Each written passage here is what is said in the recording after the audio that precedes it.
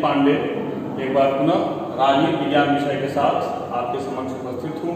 Saraswati group of colleges के इस digital platform पर आप सभी का स्वागत है। मित्रों, हम लोग राज्य के कार्य, भारतीय और पाश्चात्य परिप्रेक्ष्य चैप्टर का अध्ययन कर रहे हैं। पिछले टॉपिक में हम लोग उदारवाद और समाजवाद का अध्ययन किए हैं। आज हमारा टॉपिक है लोक कल्याणकारी राज्य, या जिसे वेलफेयर स्टेट के नाम से भी जानते हैं। उदारवाद में हम लोगों ने देखा कि वह व्यक्तिवादी व्यवस्था का पर्याय है, जिसमें पूंजीपति वर्ग स्वतंत्रता पूर्वक उत्पादन करता है या आर्थिक क्षेत्र में राज्य का उसके ऊपर किसी प्रकार का कोई हस्तक्षेप नहीं रहता है। दूसरी तरफ समाजवाद में हम लोगों ने देखा कि राज्य और समाज का अधिकतम आर्थिक गतिविधियों पर और आर्थिक क्षेत्र में अधिकाधिक हस्तक्षेप रहता है। यह जो तीसरा टॉपिक है हमारा लोक कल्याणकारी राज्य, इसमें आज हम इस प्रकरण में लोक कल्याणकारी राज्य का स्वरूप क्या है, या कह सकते हैं कि लोक कल्याणकारी राज्य कहते किसे हैं, इसका लक्षण क्या है और लक्षण या विशेषताएं, और लोक कल्याणकारी राज्य के कार्य क्या हैं, इन सब का अध्ययन आज के इस टॉपिक में हम लोग करेंगे। राज्य की शासन शक्ति का प्रयोग किसी वर्ग विशेष के लिए नहीं बल्कि संपूर्ण जनता के कल्याण के लिए किया जाता है। जैसा कि आप जानते हैं कि उदारवाद में हम लोगों ने अध्ययन किया है कि जो पूंजीपति वर्ग है उसके पास ही लाभ का बड़ा हिस्सा रहता है, और तमाम परिश्रम करने के बावजूद जो श्रमिक वर्ग है उनको बहुत कम पारिश्रमिक देके ये पूंजीपति वर्ग स्वयं को समृद्ध करने का प्रयास करते हैं। इस व्यवस्था के विपरीत यह लोक कल्याणकारी राज्य जो है कि राज्य की शासन शक्ति का प्रयोग किसी एक वर्ग विशेष के लिए नहीं बल्कि किसके लिए होना चाहिए, संपूर्ण जनता के कल्याण के लिए किया जाना चाहिए। आर्थिक, चाहे वह क्षेत्र आर्थिक हो या राजनीतिक हो, विचारकों ने सरकार के कर्तव्यों की विस्तृत विवेचना की, चाहे वह आर्थिक क्षेत्र से संबंधित हो चाहे राजनीतिक क्षेत्र से संबंधित हो, और वे कहते हैं कि राज्य के द्वारा सभी कार्य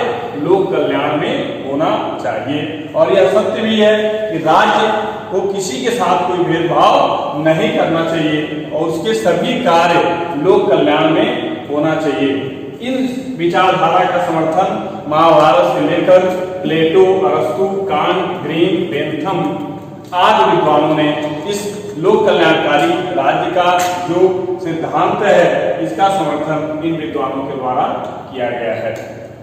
हम इसकी उत्पत्ति देखते हैं कि इसकी उत्पत्ति का कारण क्या रहा है कि व्यक्तिवाद के प्रति प्रतिक्रिया है। जैसा कि व्यक्तिवाद या उदारवाद का पर्यायवाची मानते हैं कि उदारवाद में हम लोगों ने देखा है कि इसके ऊपर व्यक्ति का, समाज का या राज्य का, उसमें व्यक्ति को साध्य माना जाता है और राज्य और समाज को साधन माना जाता है, जबकि इसमें ऐसा नहीं है। राज्य सबके भलाई के लिए सिद्धांत के अंदर कार्य करता है, क्योंकि व्यक्तिवाद में राज्य के कार्यों को सीमित कर दिया। व्यक्तिवाद में क्या है कि राज्य के कार्य को सीमित कर दिया गया था और व्यक्ति के ऊपर या पूंजीपतियों के ऊपर राज्य का किसी प्रकार का कोई नियंत्रण नहीं था। जबकि इस लोक कल्याणकारी राज्य का मतलब क्या है, इसका मानना है कि राज्य का कार्यक्षेत्र विस्तृत होना चाहिए। इसके अलावा मार्क्सवाद, पूंजीवाद, समाजवाद आदि की प्रतिक्रिया स्वरूप इस सिद्धांत की उत्पत्ति हुई है। यानी लोक कल्याणकारी राज्य, इसके खिलाफ मार्क्सवादी व्यवस्था, पूंजीवादी व्यवस्था और समाजवादी व्यवस्था या व्यक्तिवादी व्यवस्था की प्रतिक्रिया स्वरूप यह सिद्धांत अस्तित्व में आया है। इस संदर्भ में हम देखते हैं सबसे पहले लोक कल्याणकारी राज्य के लक्षण क्या है।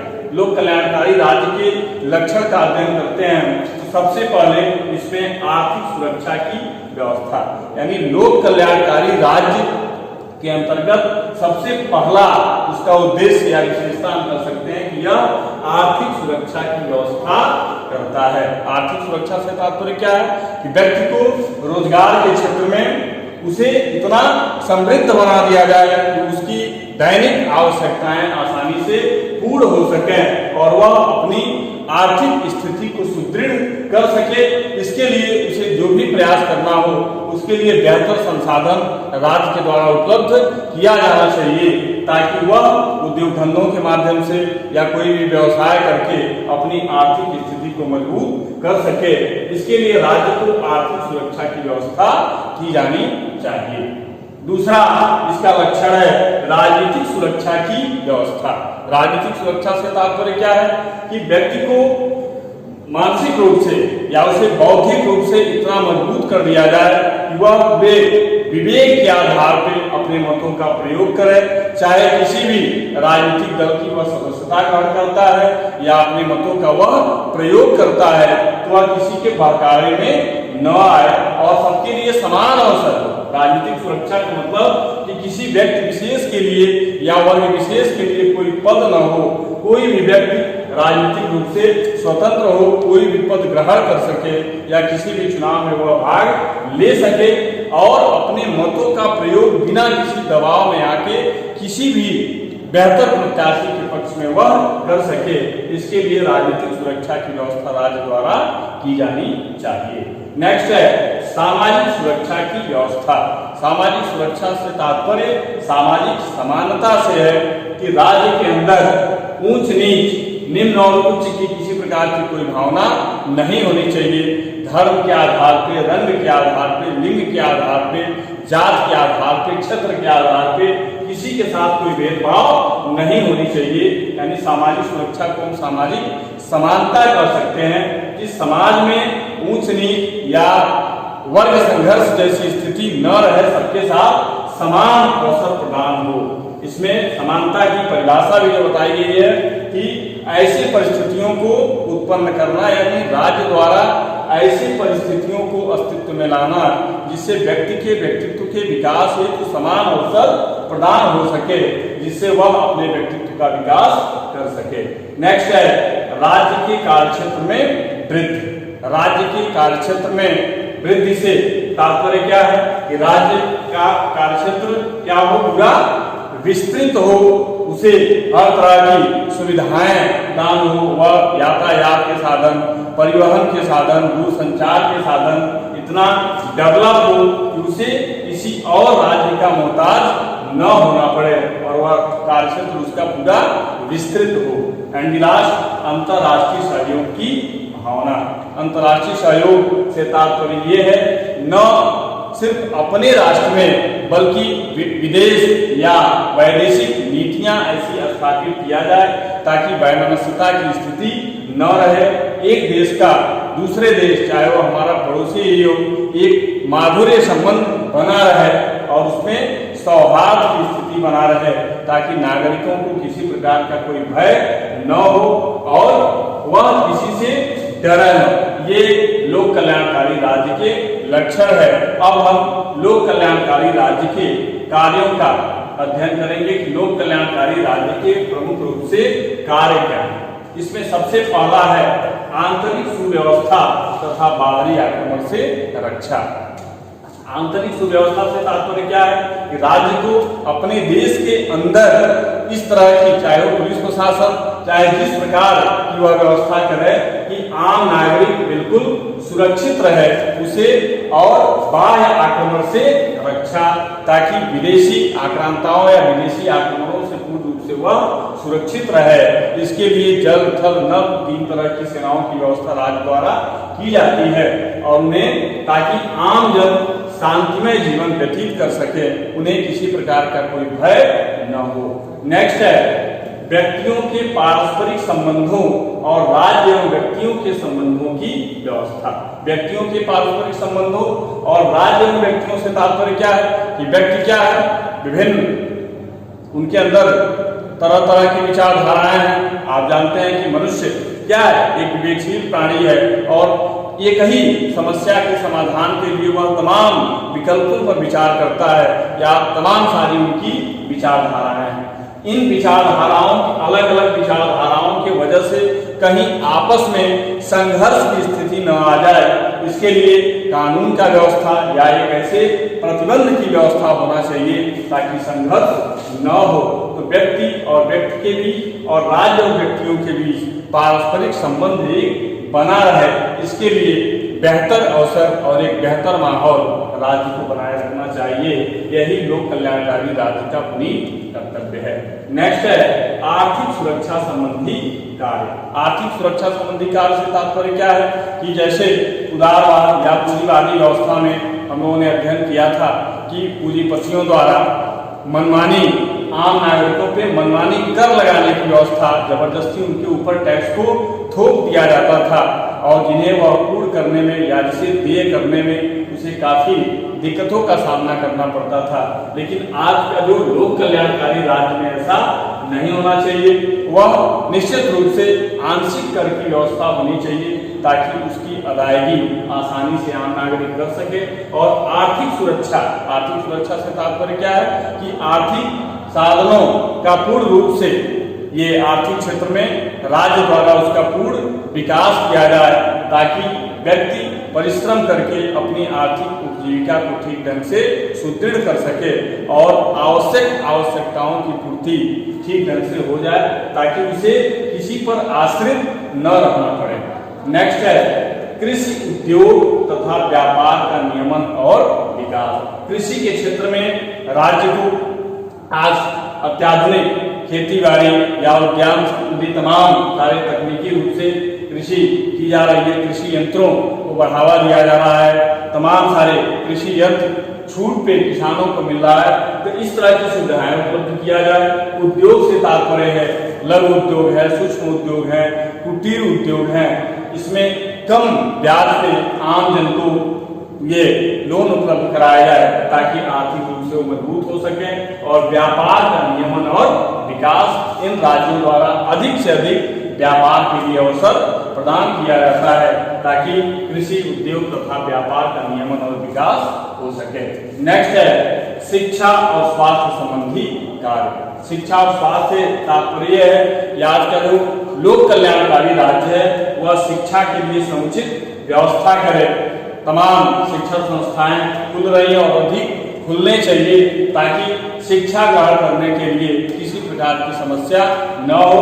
और इस संदर्भ में अनिवार्य एवं निःशुल्क शिक्षा की व्यवस्था की जानी चाहिए और इसके साथ साथ चिकित्सा एवं स्वास्थ्य संबंधी कार्यों में भी बढ़ावा देना चाहिए ताकि आम जन को चिकित्सा और स्वास्थ्य के लिए कहीं भटकना न पड़े।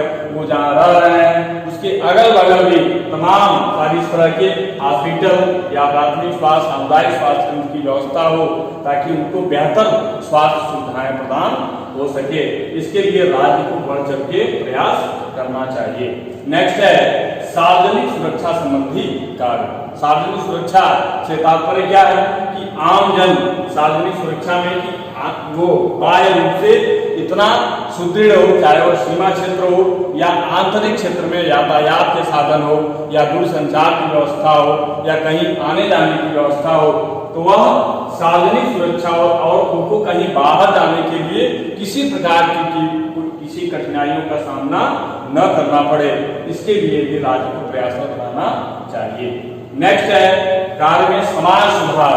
समाज सुधार से तात्पर्य है जो समाज में तमाम व्याप्त बुराइयां हैं, छुआछूत, मद्यपान, ये बाल विवाह जैसी तमाम सारी समस्याएं हैं, इसको दूर करने का प्रयास होना चाहिए ताकि जो तमाम अंधविश्वास है और परंपराएं तमाम चली आ रही हैं जो बुराइयों को जन्म देती हैं, इन बुराइयों को दूर करने का प्रयास भी लोक कल्याणकारी राज्य करता है।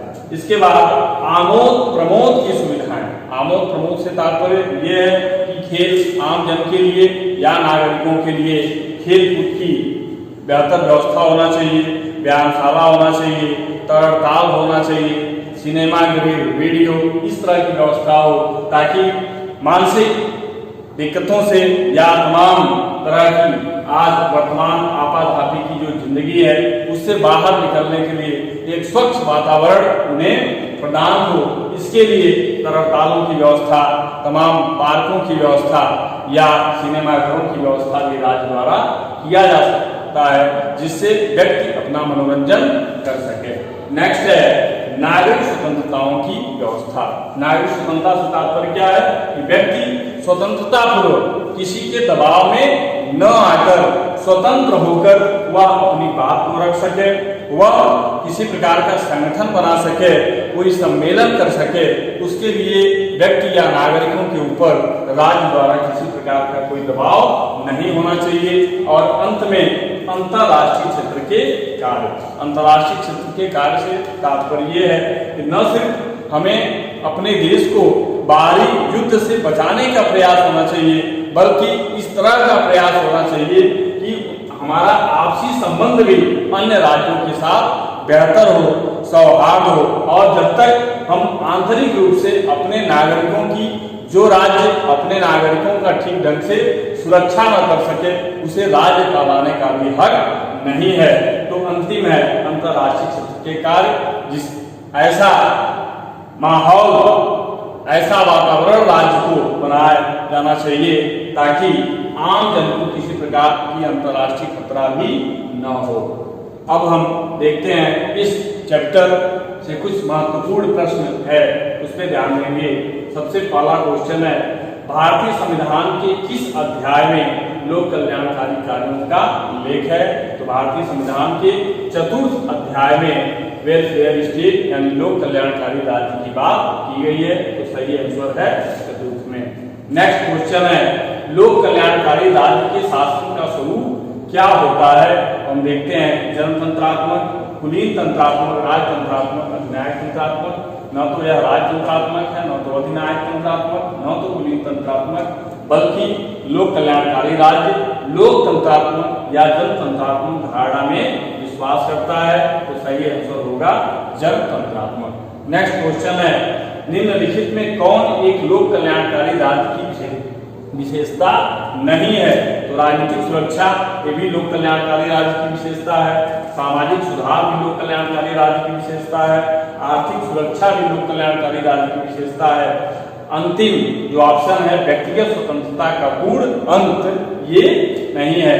तो सही आंसर होगा व्यक्तिगत स्वतंत्रता का पूर्ण अंत। लोक कल्याणकारी राज्य के शासन का स्वरूप, निम्नलिखित में कौन एक लोक कल्याणकारी राज्य की विशेषता नहीं है? तो व्यक्तिगत स्वतंत्रता का पूर्ण अंत, यह क्या है? लोक कल्याणकारी राज्य की विशेषता नहीं है। नेक्स्ट क्वेश्चन है, लोक कल्याणकारी राज्य वह राज्य है जो अपने नागरिकों के लिए सामाजिक सेवाएं प्रदान करता है। यह कथन निम्न में से किसका है? यह कथन है कांट का। कांट का ही यह कथन है, लोक कल्याणकारी राज्य वह राज्य है जो अपने नागरिकों के लिए सामाजिक सेवाएं प्रदान करता है। सही आंसर होगा can't. And the last question, लोक कल्याणकारी राज्य आवश्यक रूप से संश्लेषण है। संश्लेषण से तात्पर्य यानी किसके खिलाफ, किसके प्रतिक्रिया स्वरूप यह व्यवस्था अस्तित्व में आया? तो यह है उदारवाद और समाजवाद का। उदारवाद का तात्पर्य व्यक्तिवाद है, तो व्यक्तिवाद की प्रतिक्रिया स्वरूप और समाजवाद की प्रतिक्रिया स्वरूप लोक कल्याणकारी राज्य अस्तित्व में आया। आज के टॉपिक में बस इतना ही। नेक्स्ट वीडियो में हम लोग आधुनिक कार्य का अध्ययन करेंगे। आप सभी को बहुत बहुत धन्यवाद।